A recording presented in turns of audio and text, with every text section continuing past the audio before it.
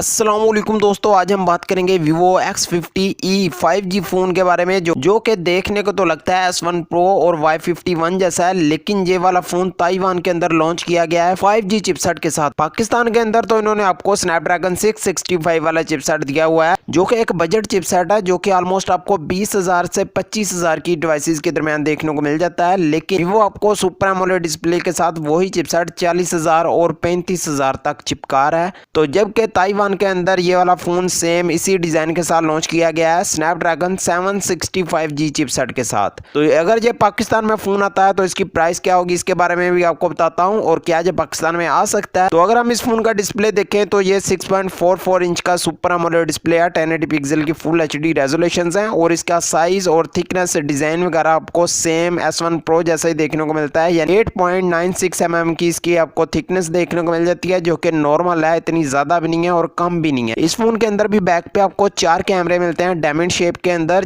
जिधर आपको main camera तो 48 मेगापिक्सल का ही मिलता है, लेकिन 13 मेगापिक्सल का इसमें टेलीफोटो लेंस यूज किया गया है, और साथ में अल्ट्रा वाइड कैमरा मिल जाता है 8 मेगापिक्सल का, और 2 का मैक्रो सेंसर है। तो इस वाले फोन में आपको टेलीफोटो लेंस की सपोर्ट भी मिल जाती है, जिससे आप ऑप्टिकल जूम अच्छे से कर पाएंगे, और कैमरा परफॉर्मेंस भी आपको कमाल की मिलेगी इस वाले चिपसेट के साथ। जो कि S1 Pro में आपको कैमरा परफॉर्मेंस मिलती है वो भी इतनी बुरी नहीं है, लेकिन इसमें तो उससे भी इनहैंस काफी एडवांस किस्म की आपको कैमरा परफॉर्मेंस मिल जाएगी। फ्रंट पे 32 मेगापिक्सल की सेल्फी मिल जाती है, लेकिन कैमरे का रिजल्ट अगर आप S1 Pro से कंपेयर करेंगे काफी फर्क देखने को मिलेगा, क्योंकि भाई चिपसेट इधर तबाही किस्म का यूज किया गया है। इस वाले फोन में भी आपको 8GB रैम और 128GB स्टोरेज के साथ बेस वेरिएंट देखने को मिलता है। हो सकता है उधर आपको 256GB स्टोरेज वाला वेरिएंट भी देखने को मिल जाए इस वाले चिपसेट के साथ। LPDDR4X वाली रैम है, UFS 2.1 वाली स्टोरेज टाइप इसमें आपको मिलती है। एंड्रॉयड 10 ही आपको इसमें भी देखने को मिल जाता है।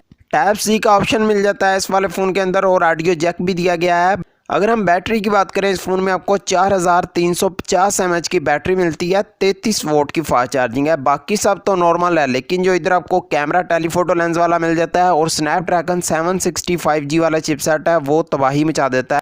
तो Vivo ने आखिरकार अपने पुराने डिज़ाइन के साथ ही काफ़ी तगड़ा चिपसेट यूज़ कर दिया है। शायद इनके पास ये डिज़ाइनर की कमी हो चुकी है, जहाँ फिर ये लोगों को ज़्यादा ही डिज़ाइन पसंद आ रहा है, जिसकी वजह से इसमें आपको अपग्रेडेशन देखने को मिल रही है, और डिज़ाइन वाइज वही फ़ोन आपको S1 Pro जैसा देखने को मिलता है।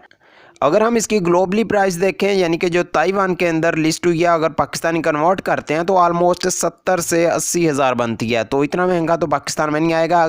अगर ये फ़ोन पाकिस्तान में आया तो आपको 60 से 70 हज़ार के दरमियान देखने को मिल सकता है, जो कि अच्छे चिपसेट के साथ है फ़ोन, और कैमरे वगैरह भी इम्प्रूव्ड मिलेंगे, लेकिन डिज़ाइन आपको S1 Pro जैसा ही देखने को मिलेगा। क्या आप फ़ोन ये लेना पसंद करेंगे अच्छे चिपसेट यानी 5G चिपसेट के साथ सेम यही डिज़ाइन यानी कि S1 Pro जैसा? आप मुझे कमेंट में ज़रूर बताना। और पाकिस्तान में अभी आने की कोई कन्फर्म डेट नहीं है इसकी, जैसे ही कोई कन्फर्म डेट आएगी आपको मैं बता दूंगा। तो चैनल सब्सक्राइब करके ऑल नोटिफिकेशन पे क्लिक भी कर लें, ताकि आपको आने वाली वीडियो मिल सके जो भी इसके बारे में होगी। तो मिलते हैं नेक्स्ट वीडियो में। अल्लाह हाफिज़। लाइक कर देना वीडियो को अगर अच्छी लगी हो तो।